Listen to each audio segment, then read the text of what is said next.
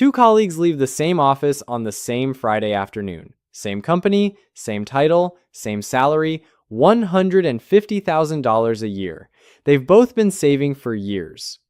They both just got approved for a mortgage. And they both bought a house within 6 months of each other in the same general metro area. 3 years later, one of them is building genuine wealth. The retirement account is funded, there's a real emergency reserve, they took a vacation last summer and paid cash for it. When they open their banking app on a Sunday morning, the number makes them feel something most people at their income level have quietly stopped expecting to feel secure. The other one earns the exact same salary and owns a house that looks, from the outside, like the more impressive of the two, bigger square footage, better zip code, the kind of home that generates compliments at dinner parties. And every single month, that house extracts every dollar their income produces and then asks for a little more. The retirement account is underfunded. The emergency fund was drained twice and never rebuilt. The raise they got last year disappeared into the mortgage before they could feel it. They are, by any honest financial measure, worse off than they were before they bought the house, despite earning $150,000 a year. My name is Anderson, and what just described is not a story about bad luck or poor investing or a market that moved against someone. It is a story about a single number, the number the bank gave them on the day they got approved, and what happens when you confuse that number with a recommendation. Today, I want to show you what $150,000 in annual income actually supports in housing, not what the lender will approve, what your financial life can genuinely hold without bending under the weight of it. Let me tell you about the most dangerous number in personal finance. Let's start with the number you will receive if you walk into a mortgage lender's office today with a household income of $150,000, a decent credit score, and manageable existing debts. Most lenders will approve you for somewhere between $500,000 and $600,000. Some will go higher depending on the loan product and your specific debt profile. That number is a maximum. It is not a recommendation. It is not a calculation of what leaves your financial life intact. It is the outer boundary of what they believe you can borrow without defaulting immediately, and those are two entirely different conversations. The bank's job is to make sure the loan performs. Their risk model ends at the closing table. It does not extend to whether your retirement gets funded, whether your emergency reserve survives the first appliance failure, whether your marriage survives, the low-grade financial stress of living at the absolute ceiling of what your income can technically support. The bank gets paid at closing. What happens inside your financial life for the next 30 years is not their problem. Understanding that distinction clearly, completely, without softening it, is the foundation of every good housing decision. Here is what $150,000 actually delivers each month. Before you can honestly answer what house you can afford, you need to know what $150,000 actually produces as monthly cash flow. Because the gross income figure is almost meaningless for budgeting purposes, and the gap between what you earn and what you keep is where most housing affordability calculations quietly fall apart. At $150,000 in annual income, a single filer in the United States takes home approximately $9,300 to $9,800 per month after federal and state taxes, depending on the state. A married couple filing jointly at that combined income lands in a similar range. For this conversation, $9,500 per month is a reasonable working figure. That is the real number. Not $12,500, which is what $150,000 looks like before the government takes its share. Now, here is the calculation most people skip entirely. From that $9,500, a financially stable life requires funding several obligations before housing receives a single dollar. Retirement contributions at a genuine minimum of 10 to 15% of gross income come first. At 10% of $150,000, that is $1,250 per month. That must leave your account before you calculate what you can spend on a house, because a house is not a retirement plan, and the people who treat it as one are currently discovering that lesson in the most expensive way possible. An ongoing emergency fund contribution until you reach 4 to 6 months of expenses fully reserved: transportation, car payment, insurance, fuel, and maintenance, which for most American households realistically runs between $600 and $1,000 monthly. Food, utilities, health insurance premiums, and basic living costs, which consume another $1,500 to $2,000 when counted honestly.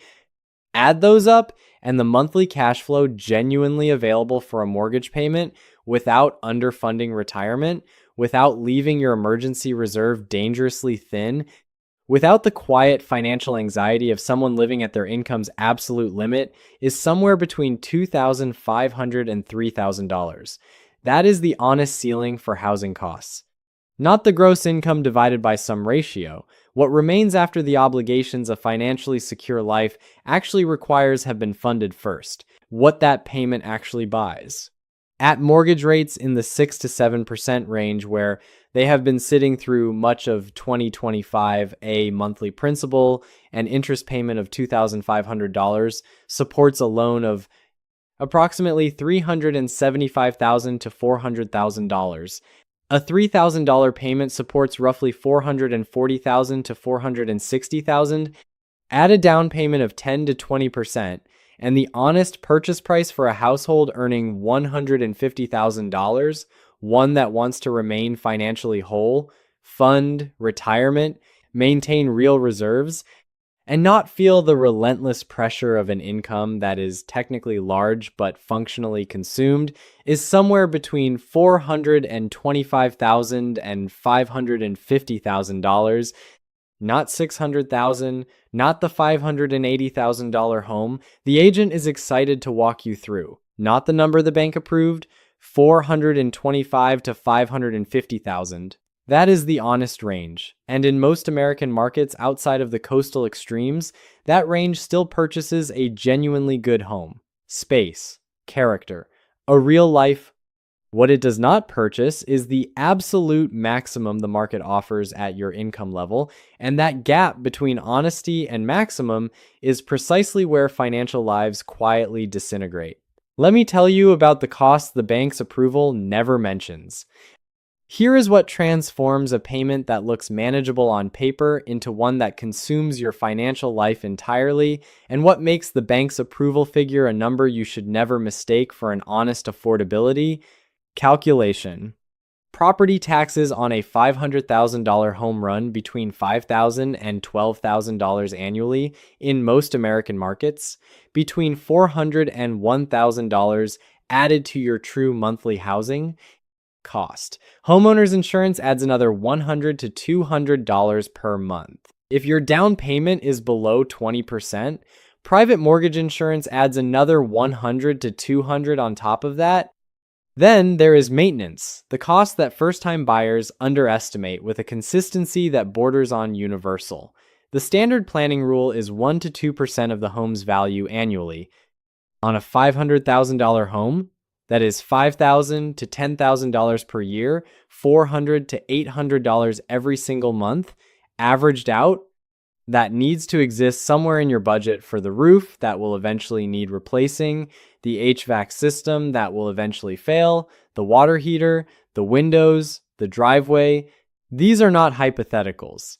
They are the scheduled costs of owning a physical structure, and they arrive on no schedule that accommodates your other financial obligations. Add all of it together: principal, interest, taxes, insurance, PMI if applicable, and a realistic maintenance reserve, and the true monthly cost of owning a $500,000 home lands between $3,500 and $4,500. Not $2,800, which is what the mortgage payment alone suggests. The full number, the honest number, and at a take-home pay of $9,500 per month, a $4,000 true housing cost consumes 42% of net income before a single other bill is paid. That is not a housing expense, that is a financial identity. Your life becomes organized around that number in ways that reach far beyond your bank account. This is the psychology that overrides the math. Understanding the calculation is necessary but not sufficient, because most people who buy too many houses already sense, somewhere beneath the excitement of the approval letter and the open house and the offer of acceptance, that they are stretching. They feel it. They close the spreadsheet at midnight rather than finishing the calculation. What overrides that feeling is not ignorance, it is a set of psychological pressures that the real estate and lending industries have spent decades learning to activate at precisely the right moments. The first is social calibration. At $150,000 in income, your peer group likely earns something similar, and those people are buying houses. They are talking about those houses at dinners and gatherings and in casual conversations that function as an ongoing, unspoken comparison of financial progress. Buying a more modest home at your income level doesn't feel like a financial choice. It feels like a statement about your ambitions, your status, your place in a hierarchy nobody acknowledges, but everyone participates in. That feeling is not rational. It is extraordinarily powerful, and it has cost more people more money than almost any other force in personal finance. The second pressure is the approval letter itself, which functions as permission. When a qualified lending institution tells you that you can borrow $580,000, that number acquires official legitimacy. It stops feeling like a ceiling and begins feeling like a suggestion, like the bank has done the math and determined that this is a reasonable amount for someone in your situation. The distinction between what you can technically borrow and what your financial life can genuinely support disappears the moment the letter arrives, and it takes deliberate effort to recreate it. The third is the assumption about income trajectory. $150,000 feels like a floor to most people earning it. The next raise is coming. The promotion is possible. The consulting work will materialize. The payment that stretches today will feel comfortable in 2 or 3 years as income grows into it. That assumption has ended more financial lives than any market crash because income trajectories are not guaranteed, job security is not guaranteed, and a mortgage does not adjust when life does not cooperate with the plan you made at closing. If this is reframing a decision you're either facing right now or already living inside of, take 2 seconds and hit the like button. It genuinely helps this channel reach the people who need to hear it. Here is what the math looks like when it works. Let me show you the version of this story that ends well, because this is not an argument against buying a home. It is an argument for buying one at a size your financial life can absorb rather than merely survive. A household earning $150,000 buys a $450,000 home with a 20% down payment. The mortgage is $360,000 at 6.5% over 30 years. The principal and interest payment is approximately $2,275 per month. Property taxes, insurance, and a 1% annual maintenance reserve bring the true monthly housing cost to roughly $3,000 to $3,400, 32 to 36% of net take-home pay. That leaves more than $6,000 per month for everything else. Retirement contributions of $1,500 monthly invested consistently at a 7% average annual return over 30 years produce approximately $1,800,000. The emergency fund gets funded and stays funded. When the furnace fails, it is an inconvenience, not a crisis. When an opportunity arises, a career change, a move, a chance to do something different, the financial structure of that person's life can accommodate it. The house did not generate that freedom.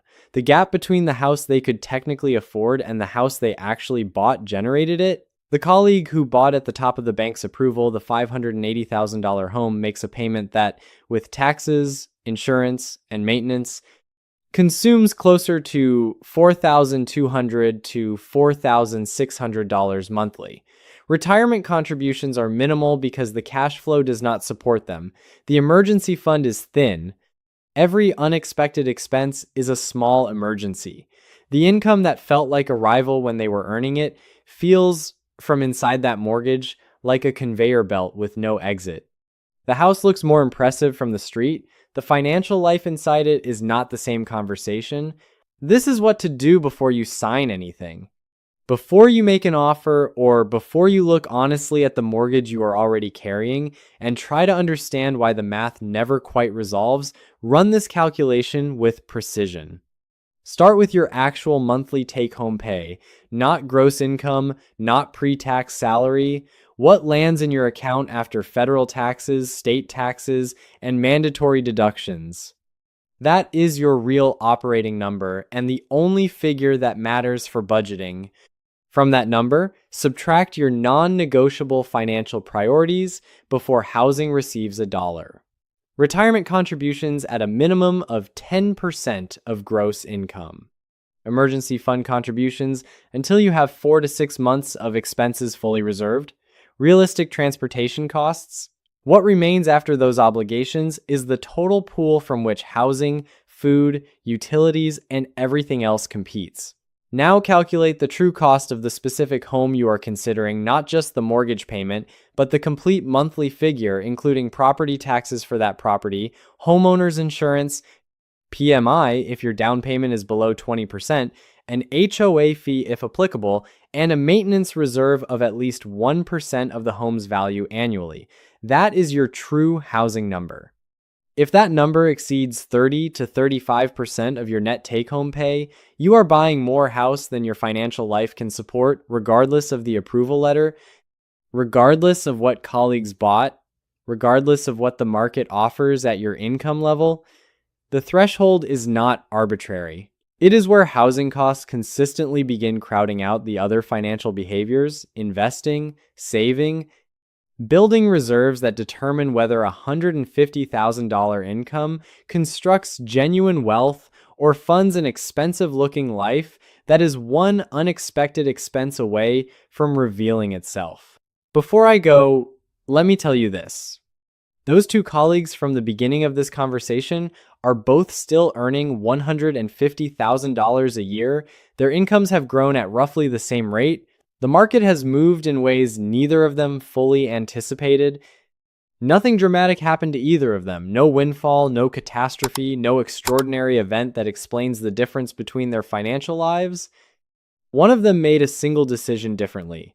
Not a better stock pick, not a smarter investment strategy, not more discipline or more sacrifice or more hustle. They simply bought a house at a price their financial life could genuinely hold, not the maximum the bank offered, not the most impressive option their income could technically reach, but the number that left enough room for retirement, for reserves, for the slow compounding of a financial life that builds rather than drains. The other one trusted the bank's approval as if it were a financial plan. It wasn't. It was a lending decision. And the distance between those two things, a lending decision and a financial plan, is, quietly, the distance between those two financial lives. The bank will approve you for the number that protects their loan. Your job is to find the number that protects your life. Those two numbers are almost never the same. And knowing the difference, before you sign anything, might be the most valuable calculation you ever run. I'm Anderson. I'll see you in the next one. And if you're actually getting something from these videos,